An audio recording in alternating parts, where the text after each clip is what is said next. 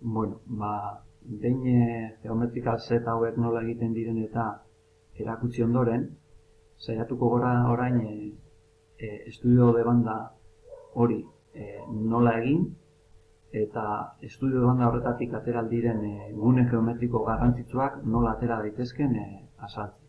Bai? Orduan, lehenik eta behin, elementu hauek balio digute gure referentzi sketch hori non marraztuko dugun nolabait adierazteko. Orduan, horreko gara hona, eta hemen atentzioa deitzen diguna da hemen sketch horretan kontorno batzuk destakatzen dutela ikusten direla, ezta? Bueno, detailetxo hori nola lortu dugun ere aipatuko dizut.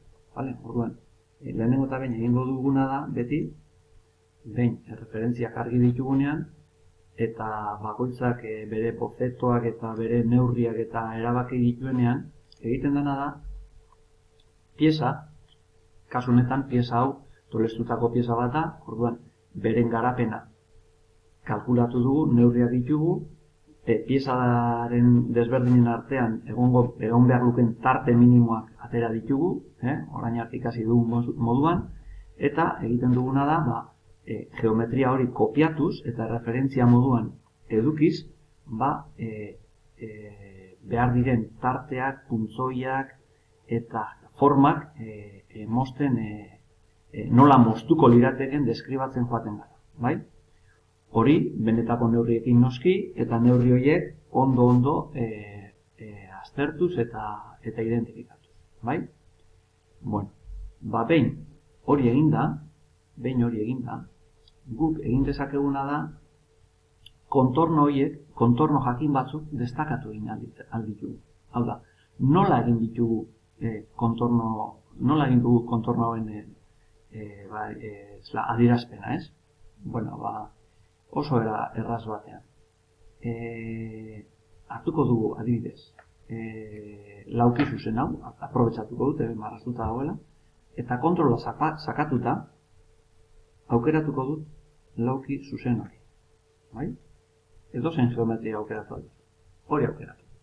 Orain, eskumako botoiari emon, eta hemen agertu, selected objects honetan, output feature aukeratu behar dugu. Eta aukeratu ondoren, kontorno hori horrela geratzen da. Baina garrantzitsuena. Hori da garrantzitsuena. Garrantzitsuena da sketch honen arbola garatzen baldin badugu hemen ditugula output, sortu ditugun output guztiak. Eta output guzti horiek izendatu egin alditugu, ikusten duzuen hemen, izendatu egin aldira, bai, eta gero aurrerantzean erabili aldira. Bale? Kasu honetan, lauki zuzen horren outputa ez dute behar, baina horrela egiten da. Bale? Ikusi duzu, ez?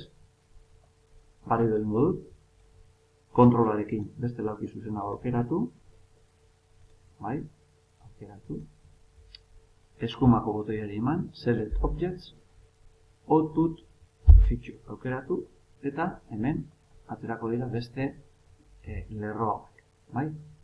Kasu honetan, nik hau ez ditut behar, Ctrl Z egingo dut, bai?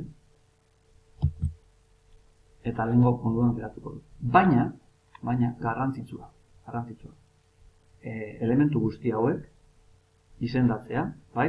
Ze aurrerantzean horrek oso ondo etorriko zaizkigu, bale? Orduan, zuen lanaren atal garrantzitsuenetariko bat hementxe daukazue, hementxe aurrean. Guzti hau prozesua ondo deskribatu, neurri guztiak ondo kokatu, bai? Zegero aldaketaren bat egin behar baldin bada, hementxe egingo duzu aldaketa hori. Eta aldaketa hori gero, trokel osora bideratu dezakegu, bai? Bale? Bueno, aterako gara hemendik, eta beste geometrical set batzuetan zer egin dugun aurkeztuko dizu. Bueno, garrantzitsua, sketch bat. Ondo marraztea, kotak ondo jartzea, eta gero ez ahaztu, outputak. Gerorako baliogarriak izango diren tresnak. Bai? Minimizatu. Bai? Adibidez, urrengo geometrical setean datos de proceso. Zer egin dut hemen? Gogoratu, outputak sortu ditut. Eta orain egingo dudana da,